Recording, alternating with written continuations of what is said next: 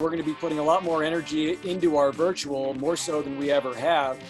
You know, I'm kind of a self-proclaimed Luddite, and we describe ourselves as an analog artifact in a digital world, because I feel like we're actually an antidote here at the Couse-Sharp Historic Site to all the virtual miasma around us. So we've in some way been reluctant to really engage virtually, because I want people to come here and have a real experience. I don't want a mitigated virtual experience.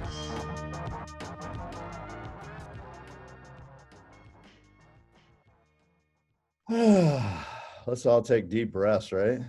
Nothing worse than starting off a Zoom meeting podcast and there's one participant cannot speak. So I have Davison Koenig, who is gracious enough to take the time here and speak with us. And this is at your house, right?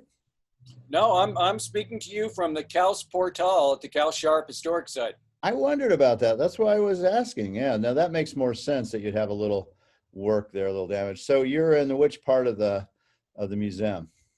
So this is the Couse home, the wraparound portal just outside Couse's studio. This is actually my summer office.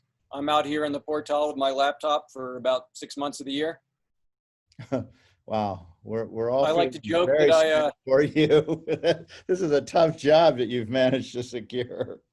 It's a tough job. I like to joke that I traded a corner office in academia for a corner office in Taos. And I got to say, I do like my corner office here on the portal. Yeah, no, that's pretty fantastic. Not only that, but you know, you don't have to wear a mask if you're outside. You get to. No, exactly. That's really nice. Well, thank you for coming on today. Yeah, there's a lot of things I actually want to find out about you. I mean, we've known each other for a little while, but I really don't know the nitty and the gritty, and I want to find out a little bit more about where you grew up and that kind of stuff. So where did you grow up, by the way? So I grew up actually in Mystic, Connecticut, little town on the ocean, border of Rhode Island, famous for shipbuilding in the Mystic Seaport. So I kind of grew up splitting my time between Mystic, Connecticut, and my dad lived in New York City, still does. So I would train back and forth as a child from the rural seaside to urban New York. What was your dad doing in New York? What was his job? He was teaching at Columbia University in the library school. Yeah, what did he teach? Library? Yeah, library information science, knowledge management was his specialty. And does he have a specific field that he really specialized in? He still is active in knowledge management, writing and attending conferences, doing papers. Mm-hmm. But he's not at Columbia anymore? What's that? He's not at Columbia anymore? No, he actually retired from Long Island University. Yeah. And so you live with your mom and dad in two different places? Yep, exactly. So that's kind of a really a duality that you have to live in, you know, this wonderful idyllic port city and then the bustle and hustle of New York City. Which did you like better, or did you like either? Or you know, I liked both. You know, for me, it was just a perfect complement. Spend my summers outside with my friends. You know, back then, we just had to be home by the time the street lights came on. So, you know, we were gone. We were, as kids, we're little urchins running around the woods, or we were out in the water or catching crabs along the shore. And then, you know, I'd spend every month, I'd go see my dad for a long weekend or vacations. And, you know, I'd spend my time going to museums in New York. And so, you know, I just kind of took it for granted that was a normal upbringing. So you kind of grew up as your real home where you graduated and did all your schooling was in Connecticut on the coast there? Yeah, I actually went to boarding school for high school in Northwest Connecticut, where my father had gone. He was a faculty brat at Canterbury School. So I had the opportunity and scholarship to attend that school, which was probably the most important thing that shaped the future of my career, getting me out of my hometown. Surprisingly, you know, everybody thinks of Connecticut as this wealthy, cute little state, but There's actually a fair amount of, I don't want to say poverty, but it's the eastern side is very different from, Greenwich, Westchester counties. So like my high school, Stonington High School, even though it's a beautiful part of Connecticut, the majority of the kids in public school were not going to college. That was kind of an exception.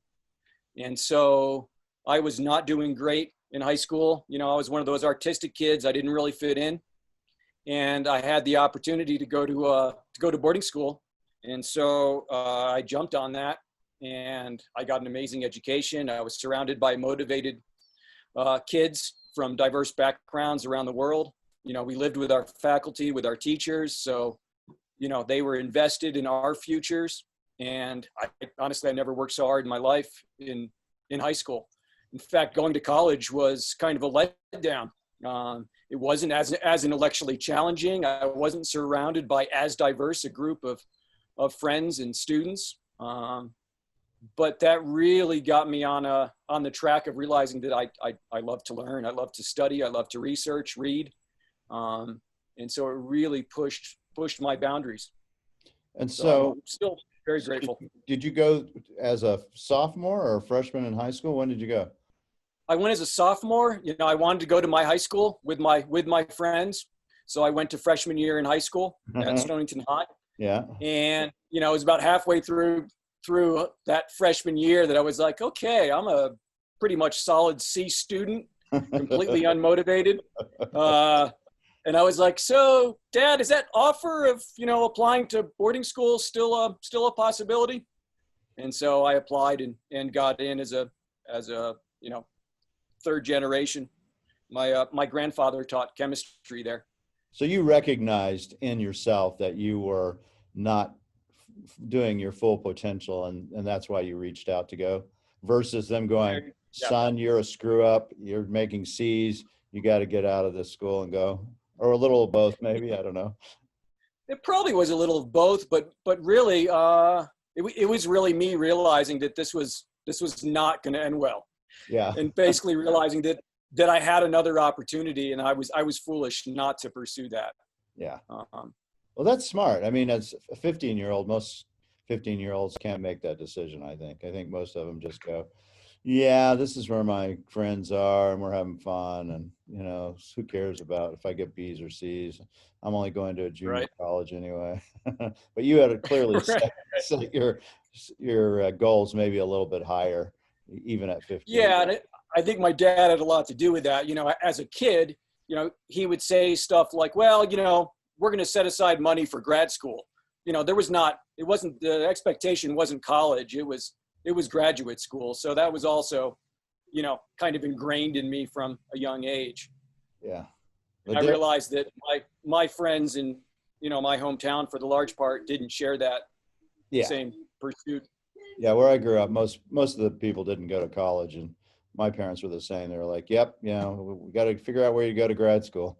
Except there was no money set aside. I'm afraid it was, you better get some work in between college, and I'm sure you can get a scholarship. So just get all A's and you'll be fine, Mark. So. Exactly.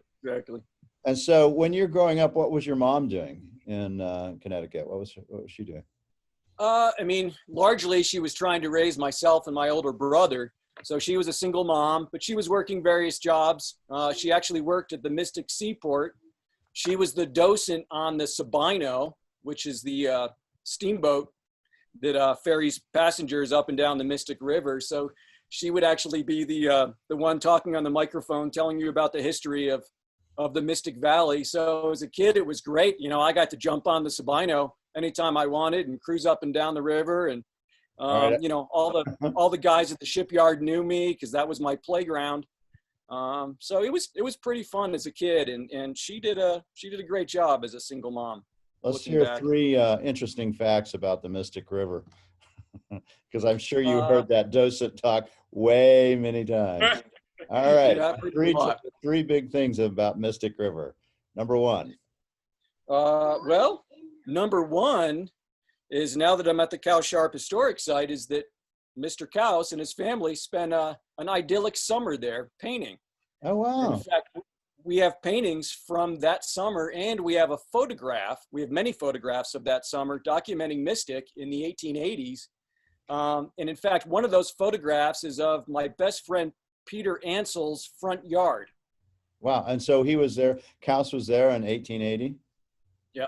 Yeah, I don't know if I even realized that. That's interesting. And what kind of paintings was he doing at that point?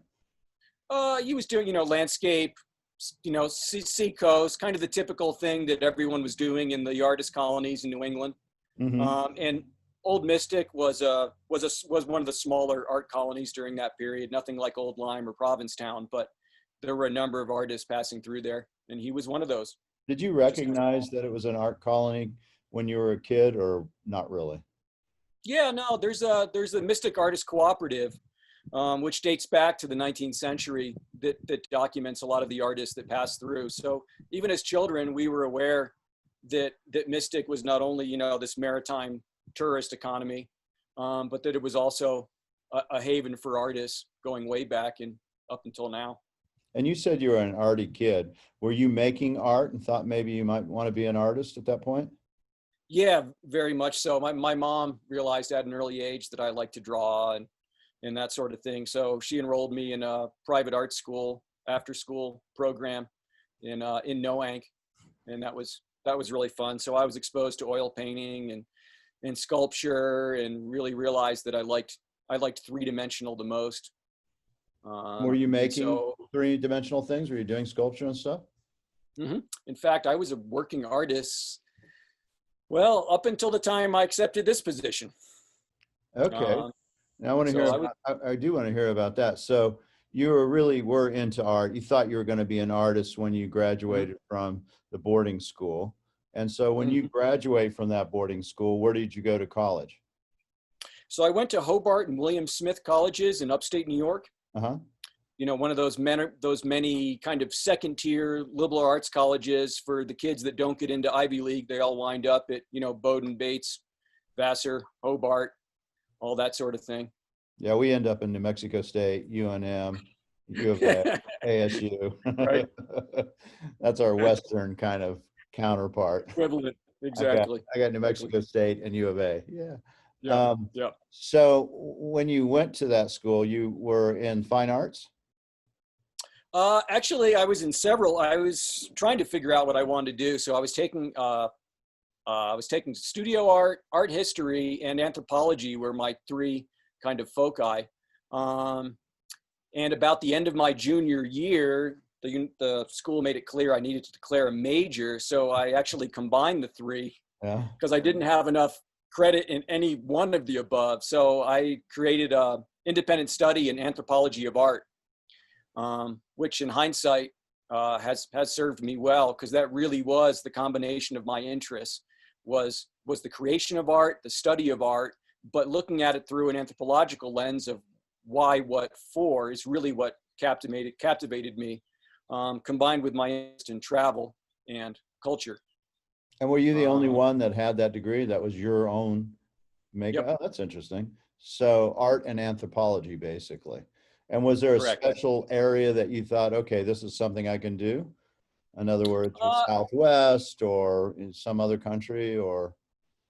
Well, I spent a year abroad in India, my junior year, and then I spent a semester abroad in southern Mexico. So those were kind of my areas of interest. And my thesis was aesthetic systems in traditional societies. So this is a master's. You're talking about the master's program. No, this was my undergrad. We had to do for my independent study, I had to have a thesis paper. Oh, interesting. So I built on my experiences basically in Mexico and India, and talked about the different canons and cultural references and what informs historic to contemporary art. That's a broad subject. That's a lot of information. It's looking back, yeah. It's like, no, I don't want this. I want everything in it. Yeah. And so what was the takeaway from that thesis, basically? Just my realization of how important cultural context is and how much our history informs art historically, but also contemporary art. And that's something that, continues to run through the work that I do, is always examining art by what informs us as humans, as, you know, the cultures we're surrounded by, and what fuels artists. So that's kind of been a pervasive theme throughout my career, looking back on it now that you mention it. Well, you know, and it seems like it's a wonderful way to do what you're doing now, which we'll get into, but I can see how that thesis and how that thought pattern will help what you're doing now, because you're dealing with, you know, two artists and then a group of artists as well. Was that Susan that just went flying by behind us? No, that's actually, that's Marissa, our archivist. She's also working out on the portal. Yeah, nice. This job sounds really hard. Can I get an internship? I need an internship for about maybe a month. How about September? Is that possible? So I can watch the aspens turn and well, program, we have our artists in residence. you've frozen up, unfortunately. Your connection's frozen up. That's one of the problems with Taos, I'm afraid, in a lot of a lot of New Mexico. Santa Fe especially. I know when I was when I was in Santa Fe, you know, I couldn't even get cell phone service with anything and on Canyon Road. But you're back, your face is back. I'd like to see you again. So we're having a little bit of internet connection problems. There we go. So you finish up your undergraduate and you did your thesis, and then what was your plans? What did you think? Because you must have still been making art at this time, right? Yeah, I was still making art. In fact, I'd been doing bronze sculpture. I did an apprenticeship in India, doing lost wax, traditional bronze casting, and then we had a free at Hobart and William Smith colleges. So that was really my interest. So after college, basically I loaded up the VW bus and drove out to San Francisco because it seemed like the thing to do. I wanted to go out west. I wanted to experience the country. So I actually moved out to Oakland, California, because I had an aunt that lived there. And she put us up, girlfriend at the time and myself. And that's Ginny behind me. I see her. Hi, Ginny.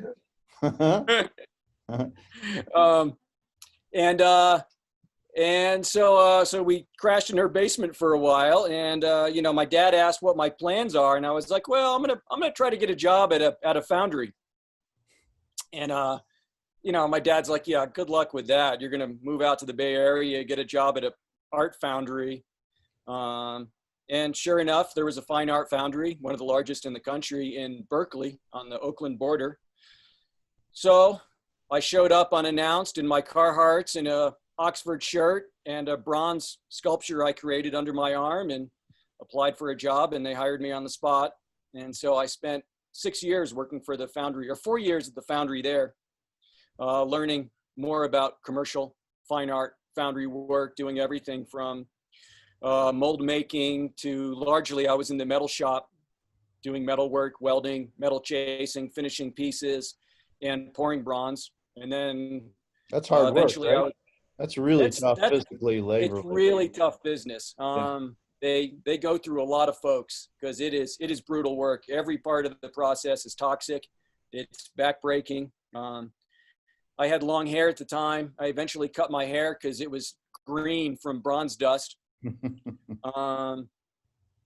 But it was a great experience. I was surrounded by 40 working artists in the Bay Area. So, I mean, it couldn't have been a more exciting period to be, 20 something in the Bay Area, surrounded by amazing working artists. And I learned so much about the business, about foundry work, about myself. And I had the opportunity to basically cast as much metal as I could to produce my own work.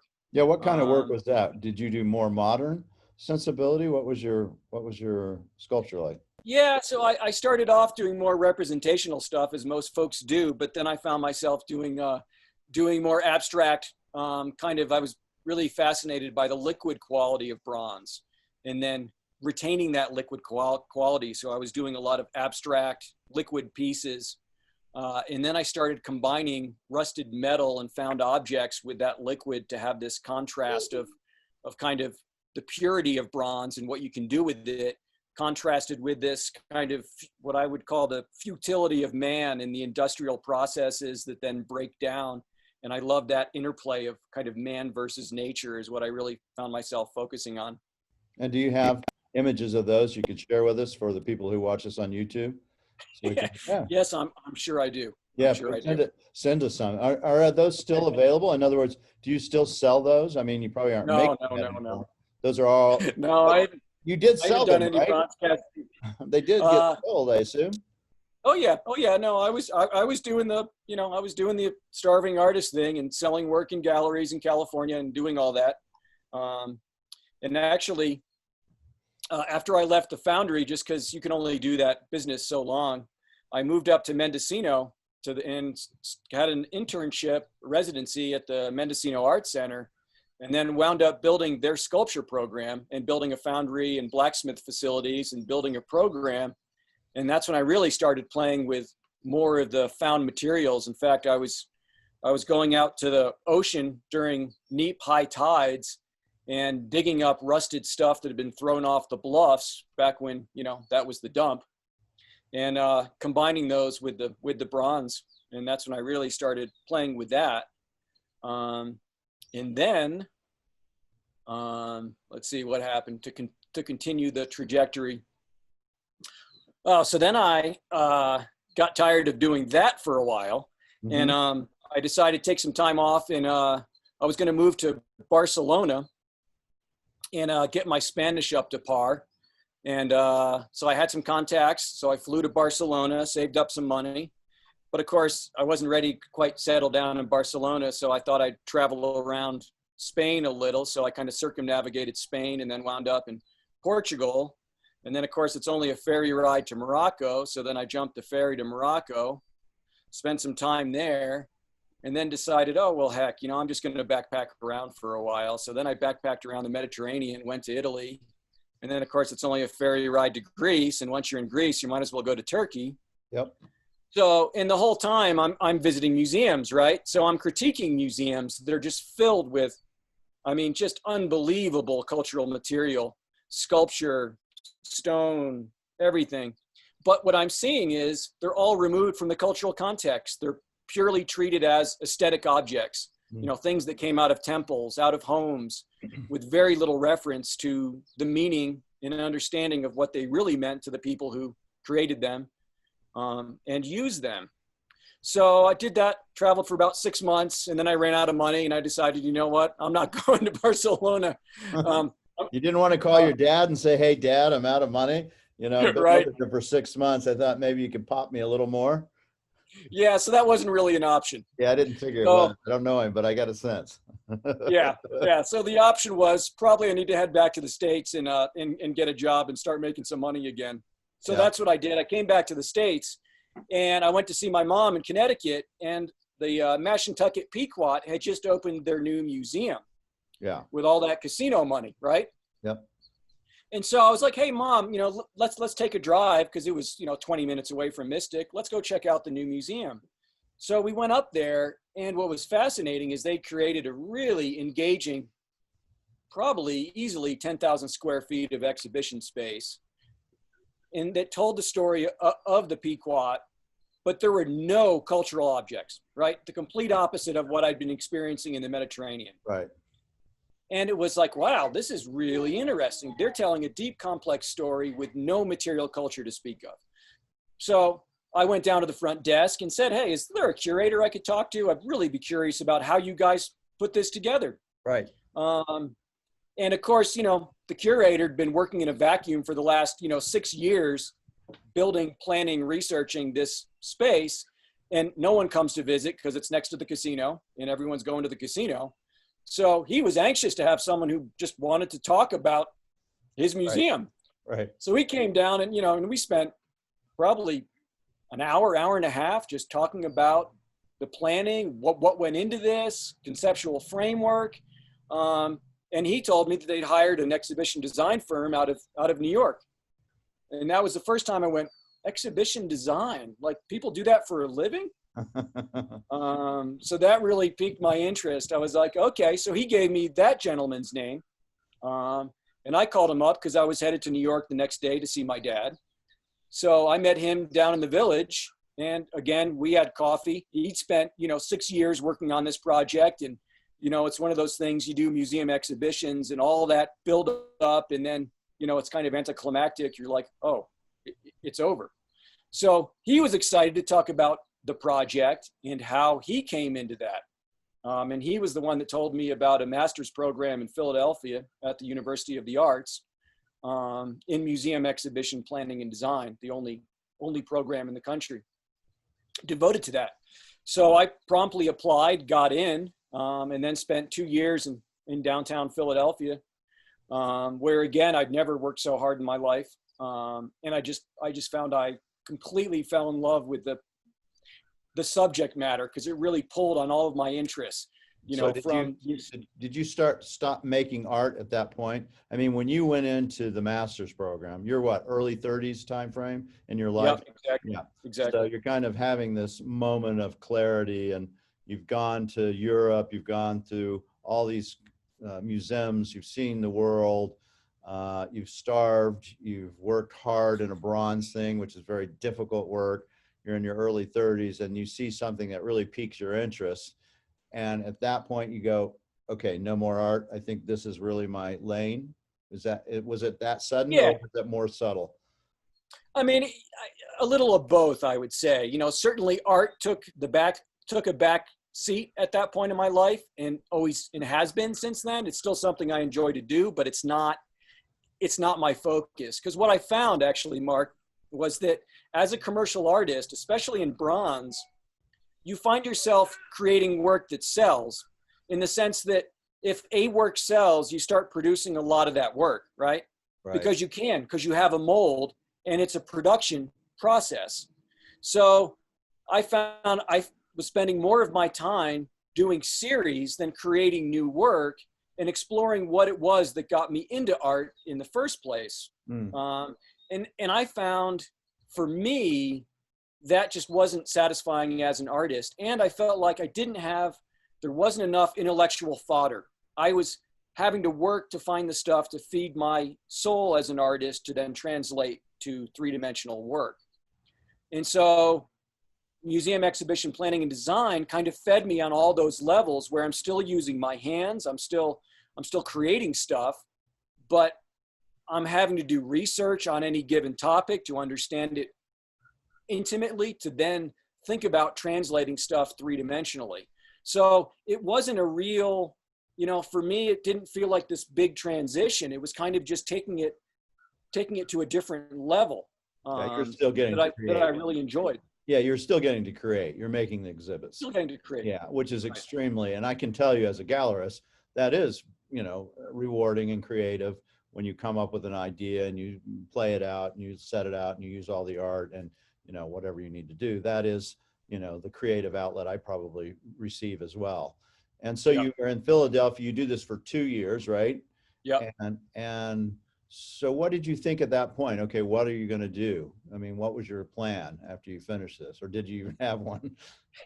You're only 34 probably, so you probably don't have much of a plan yet.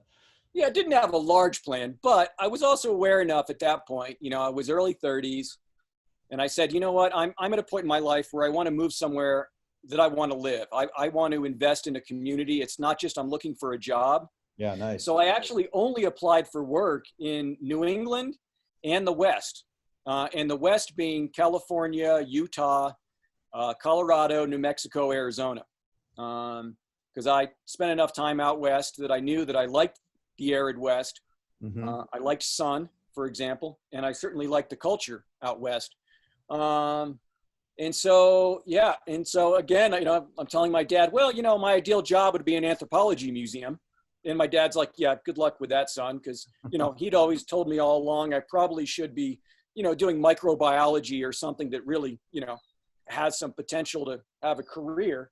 Right. And, lo and behold, the first job I got out of grad school was the offer at the Arizona State Museum, the Anthropology Museum, at the University of Arizona. And you were 34-ish when you took that? I think I was 32. So you're young, a little younger. And Yeah. so how was that? I remember you when you were working there, but Right. I just fell in love with it. For me, it was ideal. I fell in love with Tucson. I fell in love with the Southwest. And I loved being at the university. I loved just that kind of, being around that sort of creative energy of, you know, you're on a university campus, there's students, having access to all these curators, researchers, you know, folks like, you know, Diane Didamore and Alan Ferg, and that was just a blast. But what happened there was I started off being really interested in design, but as you know, I became more interested in curation. right. It was really, for me, the most engaging part was, okay, the research, and then how do you tell this story? And so I found I just kept moving more from, yeah, the design is fun, I enjoy it, but it really was the curation angle that kind of fed me, was learning more about the content and how do you translate that? How do you articulate that? Yeah, the didactics of the subject, really. Exactly. And doing deep dives and then figuring out from there how to go about the rest of the story. Right. And so at what point did you meet your wife? Because she's going to be my next guest. So somewhere she comes in, we haven't, or did you just gloss over her and just, when did Susan Sue Folwell come in, the master botter? So this is a pretty good story, I think. So I'd been at the museum probably, 6 years at that point. 6? Before I met Sue. Yeah. Something like that. And it was, well, actually, maybe it wasn't that, maybe I was 4 years, probably 4 years. And we had just finished the pottery project, right? We'd built that new space at the museum dedicated to the Southwestern pottery collection, you know, 20,000 vessels, 2,000 years. Which is so great, we designed it. It's really a phenomenal exhibit. That is my favorite exhibit in all of Tucson. I'm not kidding you. I love to go look at that. Nice. The pots that you have arranged there. Okay, sorry. Anyway, so yeah, so that was a really fun project for me. You know, I went deep down the rabbit hole on Pueblo pottery. You know, we built that beautiful archival space, the conservation lab, and we commissioned a piece by Susan Folwell. So of course I knew all about Susan's family, and we'd sent our photographer Janelle Weekly out to photograph her working on said commission piece, and then I put this big poster size blow up of Sue working on the piece, but I never actually met her. And so my brother's an arborist tree pruner out in California. And I used to work with him, you know, when I had spare time to make some extra cash when I was a starving artist. And so I would do tree pruning in Tucson for friends and, you know, folks I knew, because I enjoy it. It's hard work, but I like climbing trees. I like chainsaws, and I like making stuff beautiful. So I was working for a friend who was the caretaker of a property, hacienda in downtown Tucson, that had been broken up into little apartments. And I'm working up in the tree, you know, and I'm all, you know, covered in sweat and sawdust. And my friend comes out, the caretaker, and he's like, have you met Sue? And I'm like, Sue? He's like, yeah, Susan Folwell. And I'm like, no, but that name rings a bell, right? Because I'd seen her coming and going, and she looked familiar, but I didn't put it together. So then he introduces us, you know, and she's like, oh, can I get you some coffee or anything? And I'm like, no, I'm good. So we start talking, and you know, women are usually one step ahead of men. And so she's, you know, usually 2 steps. Yeah, I'd say she's at least 2 steps. So she comes out with a couple tickets to a fundraiser at the Tucson Museum of Art, right? And she's thinking to herself, well, I'm going to give him 2 tickets. If he shows up with a date, so be it. If he shows up alone, then we'll see what happens. So, you know, sure enough, I show up alone because I'm like, yeah, this is great. You know, I'm single. It's Tucson Museum of Art fundraiser. You know, it's going to be a lot of fun. I get 10 feet in the door and Sue's on me. And we spent probably the next 3 hours talking. And then because she was, again, 2 steps ahead of me, she says, well, you know, I've got some tickets to Etta James concert next week if you're interested. So of course I'm not going to say no to, Etta James in Tucson. So that was technically our first date after the Tucson Museum of Art. So yeah, and Sue likes to say, Sue's adage from the experience is always look up, don't look down, because I was up in a tree.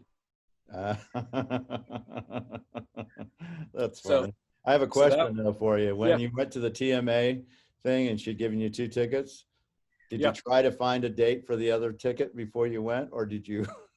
No, I actually gave the other ticket to my friend that was doing the groundwork, who was a woman, but she was doing all the groundwork while I was up in the tree doing the pruning, and so I just gave it to her, being like, here you go, because my plan was to go solo and see what happens.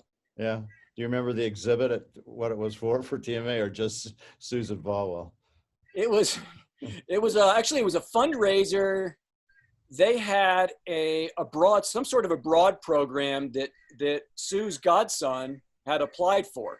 So it was a fundraiser to send Tucson high school students abroad to have some sort of art study experience. I forget exactly what for. And so we were there to support that, and they were, auctioning some art, and Sue had donated a piece. And so how long after you guys started dating did you guys get married or became a permanent couple? It was pretty quick, actually. It was, I think we got engaged within 6 months. At that point, both of us I think we just turned 40. Yeah. So we were at that point in our lives where we kind of knew what we wanted. There was no one's playing games. Right. And, I think all of us, we'd been through so much drama in previous relationships that when you realize that you don't need that drama in a relationship, it's kind of a cathartic experience, and you go, wow, okay, you mean like a relationship could be this fun and simple? Yeah. And you get to marry a sculptor. Yeah. As it turns out. Yeah. So it was pretty quick. So then we eloped in New Zealand, as it turned out. Yeah. Why New Zealand? Sue's stepfather was Maori, actually. He was native of New Zealand, and he had met Sue's mom and Sue on a cultural exchange program where Sue and her mom were brought to New Zealand by the government to help invigorate the traditional pottery there. And so she met her later husband in New Zealand, and he had just passed away that year. And it's traditional in Maori culture to return and do all the real ceremony 1 year anniversary of the death. So we were actually there to bury her late stepfather. And we hadn't planned on getting married, but somehow it just felt like this nice circle. And we were there with Sue's mom and her aunt and uncle from Taos, Pueblo, who happened to be a Baptist preacher. So it all just sort of made sense. Yeah, I think it does. I like it. I love that story. Now, so you are at ASU or the Arizona State Museum, and you do that for about 6 years, right? 10 years altogether. I think I was pushing on 11. Yeah. And then, so what happens? Well, I know the museum hit financial issues. What happened to you and your job, and where do you go from there? So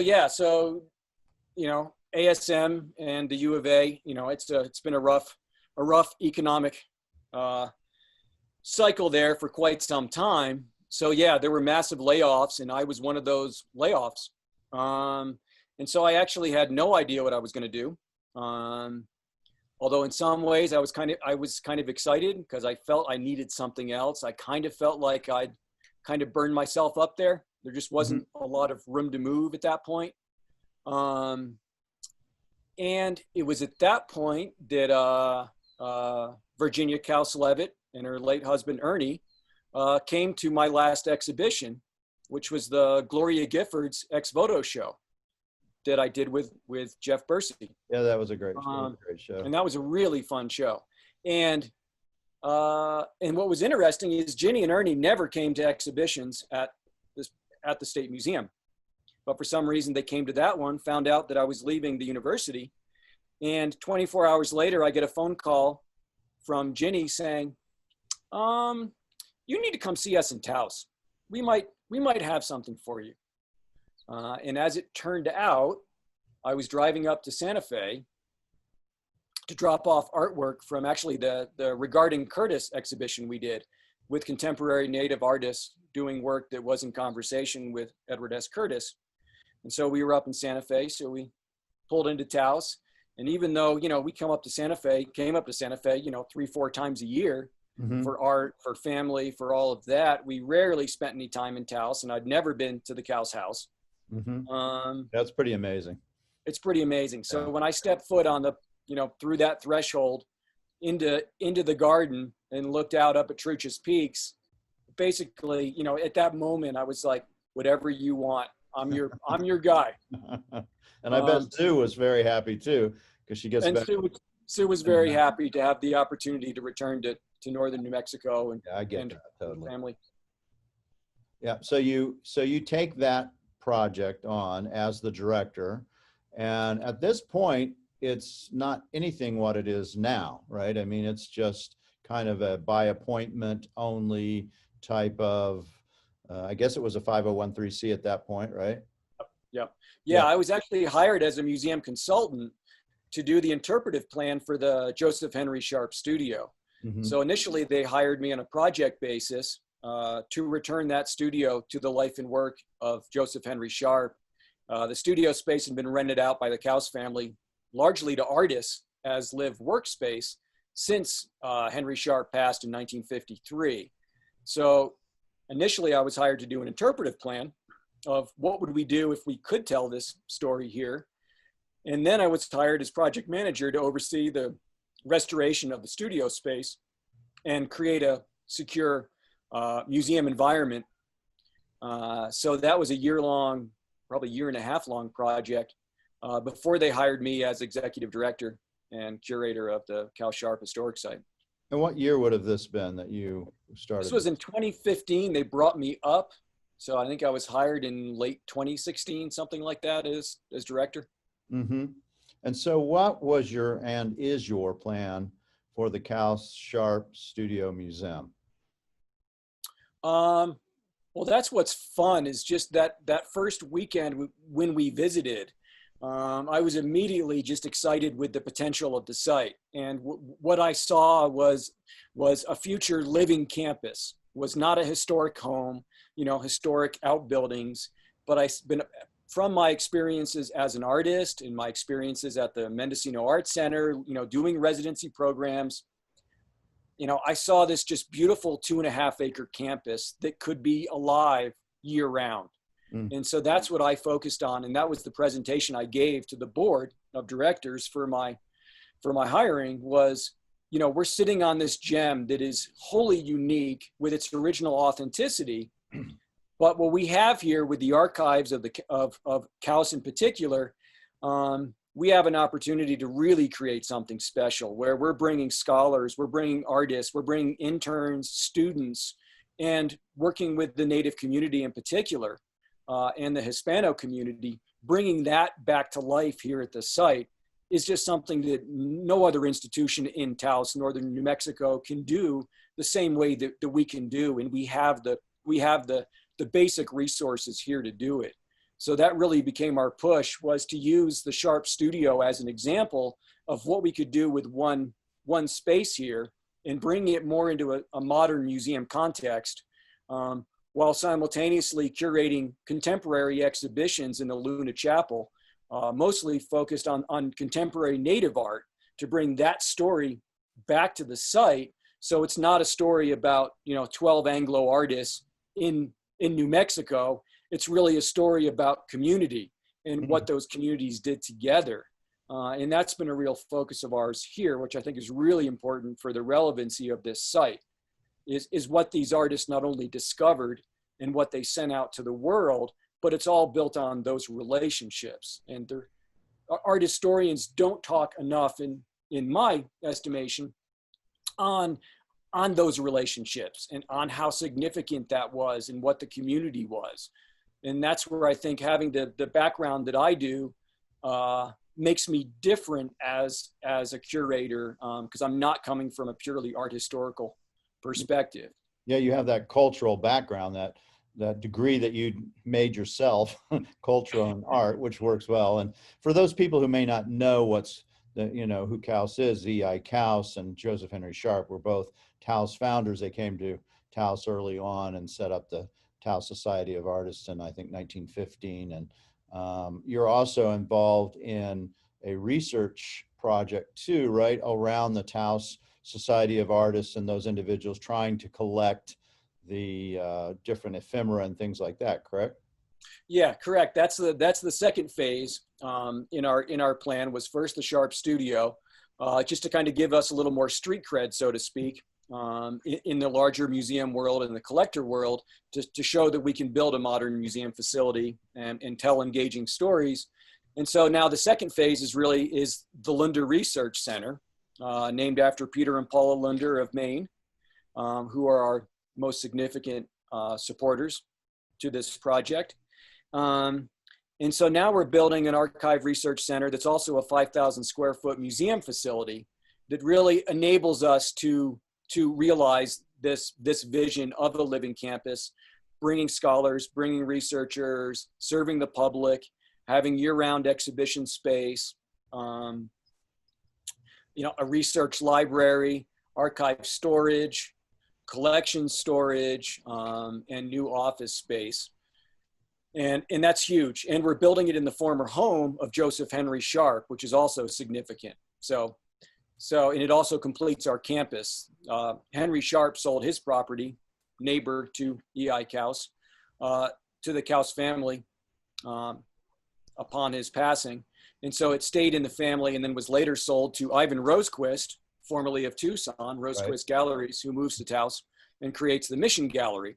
And we were given the opportunity to buy that back and then now turn it into the Lunder Research Center, dedicated to early Taos art and the Taos Society of Artists. So we're actively building that collection. We're getting archives all the time. We're building our library. We plan to open the building in 2021, and we'll move in hopefully that summer, fall of 2021, and really be operational probably spring of 2022. So people who want to come and do research on the early Taos artists, Santa Fe artists, can come to the research center, make appointments, and actually do those kind of things. Is that the kind of the basis if you wanted to do a dissertation, or if you're, let's say, if I'm writing a book on Blumenschein, I can come and find what you have in archival and actually look and see the material? Is that kind of what it is? Yeah, I mean, that's the basic premise. Originally, the focus was really for scholars and bringing them to Taos and having access to the archives, bringing the archives into one place. Because as you know, archives are spread everywhere. Yep. They're disparate across the country. People love to give to their alma mater, even though it has nothing to do with anything.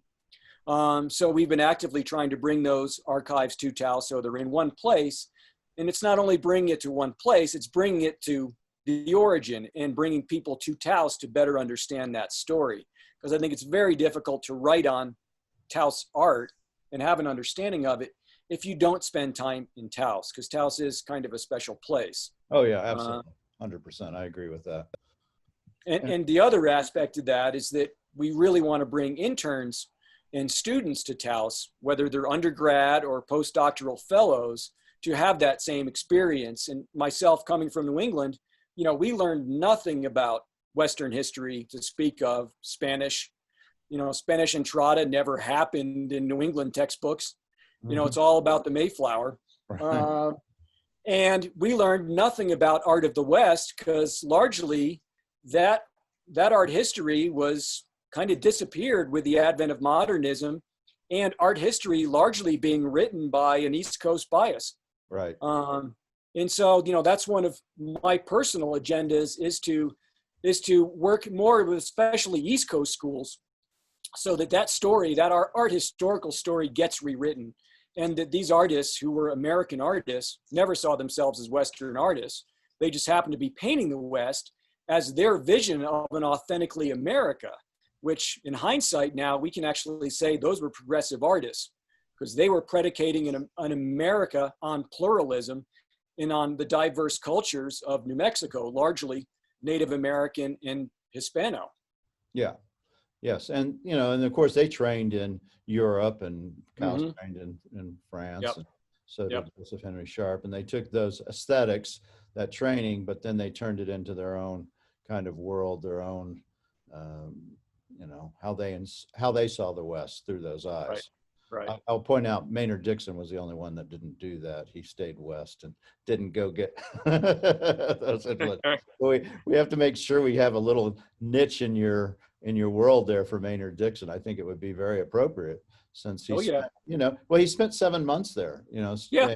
He was in Taos. He did his time. He loved it. I mean, he actually thought it was one of the greatest, you know, experience of his life, and I think it actually was the greatest experience of his life. So there is a chapter, a story there that we need to help you fill out. I don't know exactly how, but we will. I would love it because it's a very complex story, and that's what we want to get across is it's not as simple as 12 people moving to Taos, and Taos's artistic legacy, you know, as you know, continues today and continues to inform a next generation. You know, we have Mark Maggiore painting in the Sharp studio right now as our first artist in residence. Yeah, I saw him doing that. I didn't know that's why he was painting, but he's an artist in residence. So you'll have that every year. You'll have an artist in residence where they'll be able to go in the studio and paint. Probably not in the Sharp studio. This is a unique opportunity because of COVID. We're closed. And so I said, you know what, Mark, it just saddens me to have this beautiful exhibition space and there's no one there. So, and he's building his studio right now at his home in Taos because he and his wife just recently relocated. So I was like, you know what, Mark, we have an opportunity here. I'd love to have you help us pilot our residency program, you know, inform me on your experience and what we can do to kind of craft this, working with the Pueblo, working with our archives and the story. And so this has been really fun for both of us to have this experience. Well, and I will tell you, and I told Mark this, I talked to him the other day too, that the pieces that he's doing right now with the Rio Grande Hispanic blankets, I think are some of his best work. And, you know, that's, I'm sure, a direct influence of being around those objects and that environment that he is a artist in residence. That would be my guess. Yeah. In fact, those Rio Grande blankets belong to E.I. Couse. Those were his blankets. They're wonderful. Yeah, they're gorgeous. So yeah, it's really fun to see Mark. I mean, this is his first foray into Taos Pueblo models and the Taos story. And it's really fun to see him work and see this story come alive and be out at photo shoots. And you realize, you know, that it's not that much different. It's exactly what the artists were doing. In fact, Mark's process is identical to E.I. Couse with the photography and with the, you know, the really kind of OCD. He creates the painting before he does the painting with photography. Now he has the advantage of Photoshop and tools and technology that Couse didn't have. But if E.I. Couse had those, he would have used them exactly as Mark does. Yeah, that's interesting. So when will the next residency be available to artists, and how do they apply? I think we probably won't get it up and running in earnest until after the Linda Research Center opens, because the residencies will be kind of the next phase. We need to actually do some renovations to the current studios that we have, which we've now taken over as archival space for the digitization of the Couse photos, and just for archival storage, because our archives are growing faster than we can keep up with them until the research center opens. So once the center opens in 2021, we hope to begin fundraising to redo the residencies, and then we'll be having students, scholars, and artists rotating year round. But, you know, I'm open to artists if they don't physically need a space, but they want to work here and have access to materials and the story, there's still possibilities, but probably it won't be for another year or two. And when it actually gets up and running, there'll be places for the students to live? Yeah. We'll actually have 4 studio spaces that'll be live workspaces for artists, but then there'll be living spaces for interns and scholars. I have a feeling that's going to be a highly desirable internship to get. I'm optimistic. We've already had interest by a number of artists that I'm very excited about. Yeah, I mean, spending time in Taos, whether it's summer, winter, or spring, it doesn't really matter. It doesn't really matter. No, I mean, we have all 4 seasons. It's beautiful to paint no matter what time of year here. Yeah. And if Henry Sharp can do it in Montana in the winter, I think most artists can do Taos in the winter. Yeah. Well, we have heat now too. Yeah, we have heat. Little things like that. And so what is the plan for the museum right now because of COVID? What do you have a potential time frame when you're going to open, or how are you going to open? What are you doing virtually? All that kind of stuff. Yeah, really good question. We've like everyone else, we've pivoted 180 degrees. We went from programming, curation, and fundraising to grant writing. That's been our big thing. So for the last 3 months, myself and my staff have been collectively grant writing, just to keep money coming in and to keep projects going. And so far we've been pretty successful. We got, NEH CARES grant to fund the digitization of the Couse photographs. We have 10,000 original contact prints of E.I. Couse documenting, not only his paintings, but of course his life and time here in the Southwest. So those are amazing. We're also working on the catalog raisonné right now for E.I. Couse. So that's Virginia's big project right now, is working on that. So we're actively fundraising for that and writing more grants. Will you have your own press for the foundation? No, we do mostly we do self-publication. We work with several different presses, but we've put out 4 books in the last 2 years.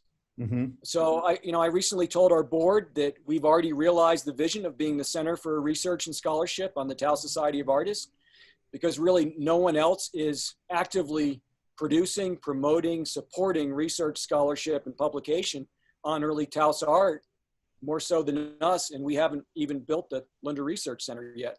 Mm-hmm. So that's kind of exciting. We co-published with the Buffalo Bill Center of the West in Cody, the Peter Hasrick Sharp Collection. Virginia's book, her lifetime's work on E.I. Couse. Yeah. Then we have 2 publications just came out on the Pueblo Pottery Collection of E.I. Couse, and then just last month, the Couse Collection of Beadwork. We just published, so we're going to start promoting those books actually in August. That's going to be one of our fundraising pushes, is to promote all the publications we have. We're so busy with programs, exhibitions, and building a Linder Research Center that we haven't put a lot of energy into promoting our publications, and that's something, COVID kind of presents an opportunity to think differently about what you start putting your energies into. So that's one of them. We just opened our summer exhibition, Stitched in Sovereignty, Contemporary Indigenous Beadwork from North America, in the Luna Chapel. And we had hoped to open that physically to the public sometime this summer, but as we've seen what's happening with our country, that's looking dubious. So now that's going to be largely a virtual exhibition. So we've shot a video of our guest curator, Chelsea Herr, who is now the Indigenous curator at the Gilcrease Museum, formerly one of our interns. She's doing a curatorial tour of that. So that's going to be on our YouTube channel and our website. And we'll be promoting that exhibition, and all the work is for sale. So. Oh, well, can you give us your website and your YouTube channel? What are they? It's Couse-Sharp.org is our website. And if you go to YouTube and just type in Couse-Sharp, it'll immediately pop up. And so we're going to be putting a lot more energy into our virtual, more so than we ever have. I'm kind of a self-proclaimed Luddite. And we describe ourselves as an analog artifact in a digital world. because I feel like we're actually an antidote here at the Couse-Sharp Historic Site to all the virtual miasma around us. So we've in some way been reluctant to really engage virtually because I want people to come here and have a real experience. I don't want a mitigated virtual experience. Yeah, however, I could tell you though, you can see it online and all that, but it's not the same as walking in those front doors. So everyone has to go. By the way, your wife is waiting on the room for us for the podcast. Would you like me to admit her and see if she can come on this thing and say sure, hi? that'd be great. I will see if it'll work. I'll give it a shot. I have no idea. Let's see. Hopefully I don't cut you off as well. We're going to find out. I put admit, but she didn't come in. So, well, there you have it.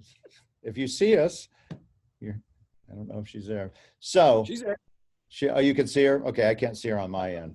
So we've talked all about you, Sue. Soon you'll be on very shortly. You can listen into the last of what we have to say. Where is your wife? Is she at the right here too? Is she at the the Sharp Couse house? I'm in Davison's. Well, there you are. Yeah, she is. There you are. Davison's study. Yeah. Oh, you're in Davison's study. Way better light, by the way, I will tell you. Yeah. Because, there's Davison. For those who, by the way, on the podcast, those individuals who just listen to it, this is your opportunity to go watch it, because if you watch it on YouTube, you'll get to see the beautiful Couse house, adobe, the sun coming in and out on Davison's face periodically, and the trees. By the way, is it possible, Davison, for you to take your camera and show us a little of the museum? Yeah, I could do that actually.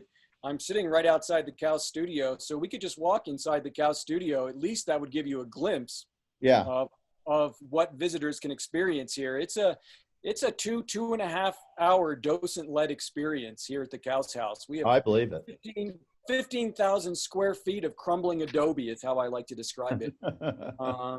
But it is arguably the most authentic experience in northern New Mexico to get some glimpse of what life was like at the turn of the last century and what the artists walked into and what they created. So yeah, I'll step up and we'll walk around. All right. And do a little quick tour. Let's hope that our internet cooperates. Well, if not, it was nice having you on, and I'll have Sue waiting. So there you go. Okay, so we're walking into different rooms for those who aren't watching this on YouTube. And so we're stepping into Couse's original studio. Oh yeah, that's beautiful. So, and it's a unique story because basically when Couse dies in 1936, his son Kibbe literally shutters the house. So the house is not a period recreation, but it actually sits largely as Mr. Couse had it when he dies in 1936. Was that painting that's on the easel, that was on the easel in 36? Yeah, so this painting here that we're looking at on the easel would have been in this studio when he passed. You know, along with his cabaret, his palette, his brushes, everything stand as they were when he passed, including his pottery collection, 152 Pueblo pots, Spanish colonial furniture. And then you can see Mr. Couse here. Oh yeah, that's a nice one. Who painted that? Did he? No, it was painted by a friend of his, and I'm drawing a blank. You got me, but it's painted in 1904. So yeah, it looks like he's young there. I will mention that the Pueblo pottery collection is quite impressive, and there is books that are out on the Couse collection of Pueblo pots. And that's one of his original frames, I assume? Yeah, that's one of his original design frames done by his frame maker in New York. Yep. So this is just one component of the museum. There's also the Sharp portion of it, of the museum that you go as well. Yep, correct. Is this the area that's a mechanical room? Is that still there with all those machines and things? Yeah, the other portion of the story is the son Kibbe, who's a mechanical genius and inventor, and actually plays arguably a very significant role in Allied victory in World War II through his invention of the mobile machine shop. So I'm in his laboratory now, which we've now opened to the public, which has a period chemistry lab. It's kind of hard to see, but we'll take a look. Yeah. Here's all of his Pyrex, glass tubes, centrifuge, you name it. Yeah, it's much cleaned up from the first time I saw it. Yes. Yeah, I would almost call it a restoration from what it was before. And what is Okay. this? Where are you right now? Where was that? So now that's Kitty Couse's machine shop, Yep. where he could well fabricate machine anything in metal, and that's he prototypes a mobile machine shop to repair anything in the field anywhere, which was a clever idea in rural northern New Mexico, when you had largely timber and mining industries. But with the advent of World War II, it actually becomes a very important piece of our national defense as we're fighting a war in two fronts. Yeah. Well, do you want to say anything final for our folks before we go over to your wife? Or maybe Well, Sue wants I to say encourage him to come pay us a visit in Taos. What's that? Or I said, or maybe you want Sue to say something like, do you have dinner? I bet you don't ever say that.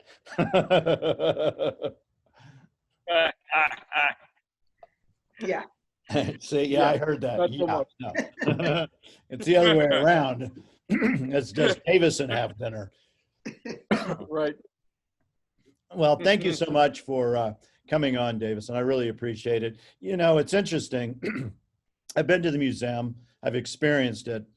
But until I listened to you explain the mission and, you know, the campus and the ideas, I don't think I really grasp the whole plan, the whole mission statement. And now I do, which is really good. And it really, I see it as a very worthwhile endeavor for people to be invested, not only culturally and societally wise, but also financially. So thank you for taking the time. Yeah, no, thank you, Mark. It's been a pleasure. And because you gave me that opportunity, I will mention we are in the midst of an $8 million capital campaign to finish the funding for the Linder Research Center and to build endowment. We don't have any endowment at this point. Mm-hmm. So we're fundraising annually for all of our programs, exhibitions, internships, you name it. So yeah, I would love to find more people to invest in the future of Taos and the Couse-Sharp Historic Site. So thank you for having me. It's been a blast. Yeah, absolutely. Well, it's definitely a worthwhile event. It's a worthwhile museum. We've donated to it and we'll continue to be a supporter. All right. Thank you. Go enjoy sitting on the deck there in the beautiful monsoonal flow of Taos. Yeah, we're just waiting on some more rain. Now we'll Cheers. talk to your better half, Sue Folwell. Exactly. Are you there, Susan?